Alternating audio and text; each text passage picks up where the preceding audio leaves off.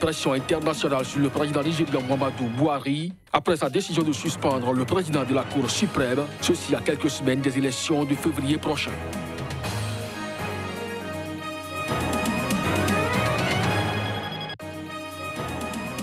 « 117 personnes ont été interpellées ce week-end au Cameroun. C'était dans le cadre de manifestations non autorisées de l'opposition qui se sont déroulées dans plusieurs villes.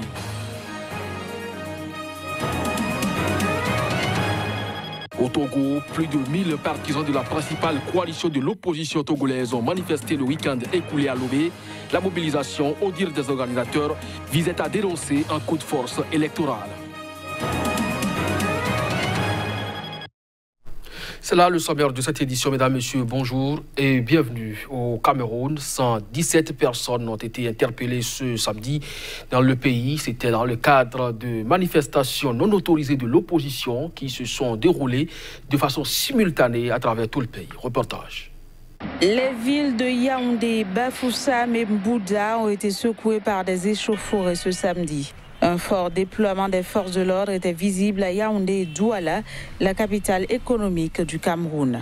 Une centaine de personnes ont manifesté dans ces deux villes et d'autres manifestations ont eu lieu dans diverses localités camerounaises. Des gaz lacrymogènes ont été tirés à Yaoundé pour disperser les manifestants. Selon les autorités camerounaises, 6 blessés ont été enregistrés et 117 personnes ont été interpellées. Les incidents sont survenus dans le cadre de manifestations non autorisées de l'opposition qui se sont déroulées dans plusieurs villes. Il s'agit de manifestations organisées par le parti de Maurice Kamto, ancien candidat à l'élection présidentielle d'octobre qui continue de protester contre le résultat officiel des urnes validées par le Conseil constitutionnel. L'ex-candidat du mouvement patriotique camerounais revendique la victoire après être officiellement arrivé deuxième dans les urnes, derrière Paul Biya, réélu pour un 7e mandat consécutif. Depuis le scrutin du 7 octobre, plusieurs manifestations ont été organisées par le MRC contre ce que le parti qualifie de hold-up électoral. Aucune de ces manifestations n'a été autorisée et elles ont toutes donné lieu à de nombreuses arrestations. Au Togo, plus de 1000 partisans de la principale coalition de l'opposition togolaise ont manifesté ce week-end à Lomé. La mobilisation, au dire des organisateurs, visait à dénoncer un coup de force électoral lors des élections législatives remportées par le parti au pouvoir avec 58 des 91 sièges. Images et sons. Les rues de Lomé aux couleurs ce week-end du principal parti de l'opposition, l'ANC, l'Alliance nationale pour le changement.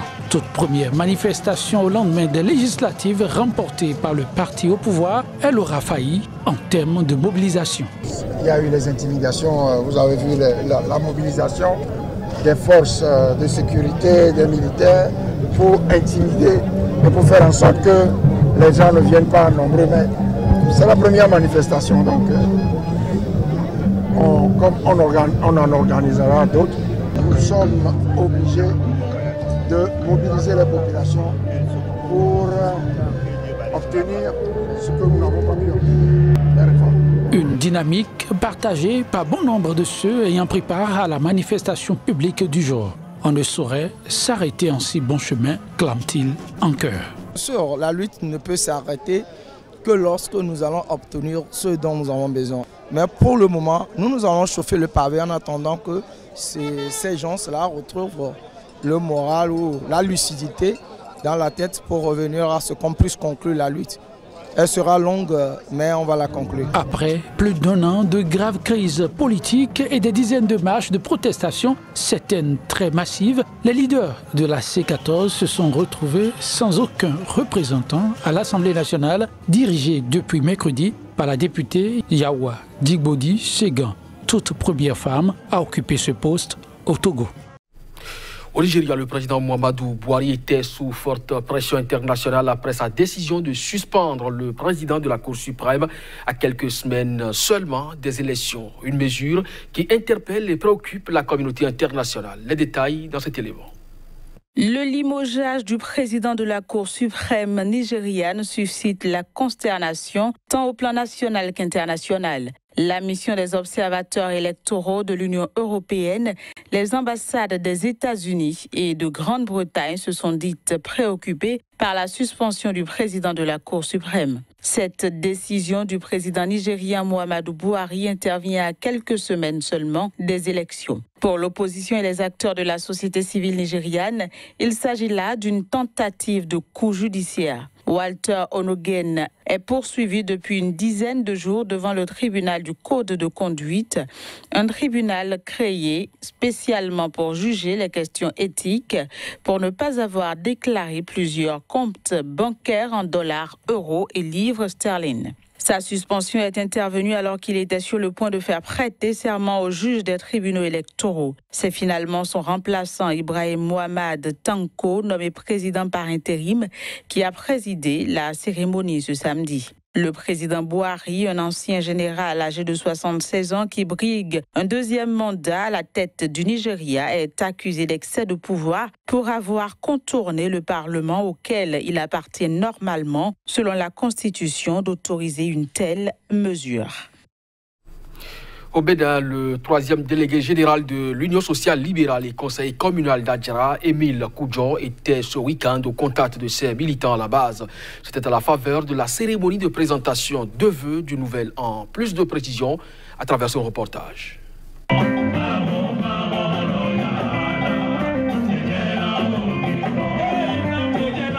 Une ambiance festive a raison. Présentation des vœux du nouvel an. Le troisième délégué général de l'USL, l'Union sociale libérale, a tenu, avec ses militants à la base, à sacrifier à la tradition avant la fin du mois de janvier. Le dernier week-end du mois choisi donc à propos. Avant tout propos, permettez-moi d'adresser mes chaleureuses félicitations au président Sébastien Germain Adjavon pour son courage et sa détermination à œuvrer aux côtés du peuple. C'est toujours pour moi un réel plaisir de me retrouver devant vous pour sacrifier à ce traditionnel rendez-vous de donner et de recevoir. Plus qu'un souhait, je prie le Tout-Puissant de vous accorder une santé divine, la prospérité de l'âme. Laissons derrière nous toute amertume, mécontentement, rancœur et querelles intestines pour faire face à cet avenir radieux, prometteur de toutes belles choses. Aux militants, toutes tendances confondues, de lui retourner l'appareil. Que ces vœux les meilleurs soient couronnés de succès.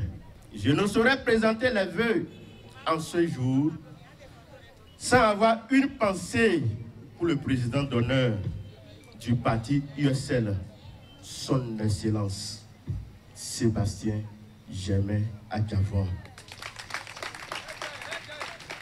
Forcé à l'exil, nous ne cesserons de prier pour lui afin qu'il retourne ses droits constitutionnels.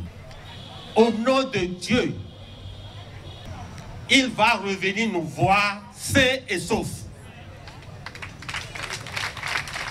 Un moment de communion, mais aussi de grande solennité que n'aura pas boudé l'opposition réunie au sein de l'USL. Au nom du Bureau national de l'USL et de toutes les forces alliées de l'opposition, je vous présente tous les bons vœux de bonne et heureuse année 2019. Que cette année soit une année de paix et de concorde pour chacun et pour notre pays. Que nos convictions ne s'émoussent jamais. Pour que nous réussissions les changements qui s'imposent à la tête de notre pays dès le 28 avril 2019. La surprise de l'événement du jour a été l'intervention du président d'honneur de l'USL, Sébastien Adjavon. Formulant ses vœux, il appellera à l'unicité des voix pour relever en son temps le principal défi de 2019.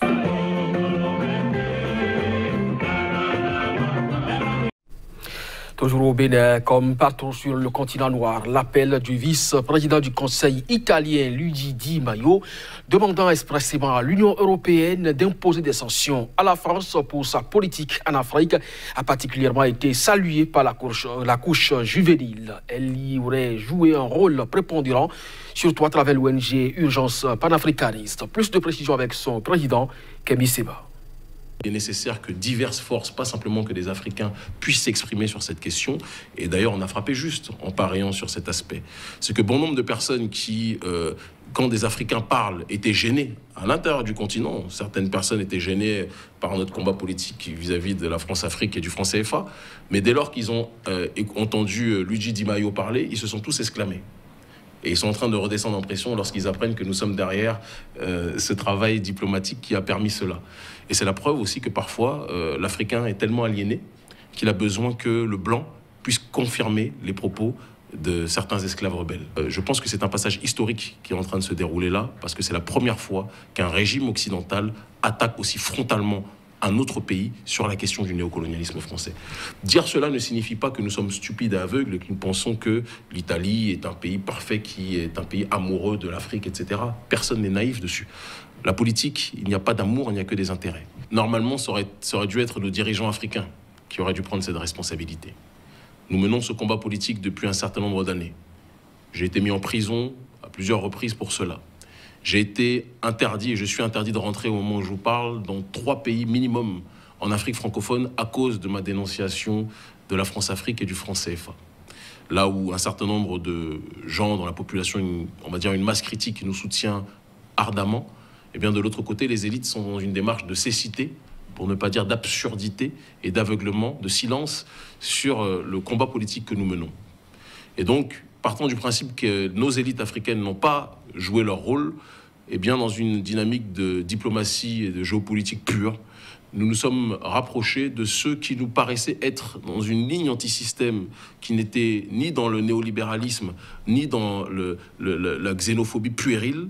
Et en frappant sur ce juste milieu, nous nous sommes rapprochés donc du mouvement 5 étoiles, qui est une structure qui a été fondée par Beppe Grillo, qui est un anti-impérialiste italien, un humoriste, corps antisioniste et anti-impérialiste, qui, même s'il est à la retraite aujourd'hui, a légué un mouvement solide, peuplé de jeunes hommes et femmes, qui sont profondément anti-impérialistes. Ça ne veut pas dire que nous sommes d'accord sur tout, mais qui ont compris la nécessité donc de creuser sur cette question des racines donc de l'immigration.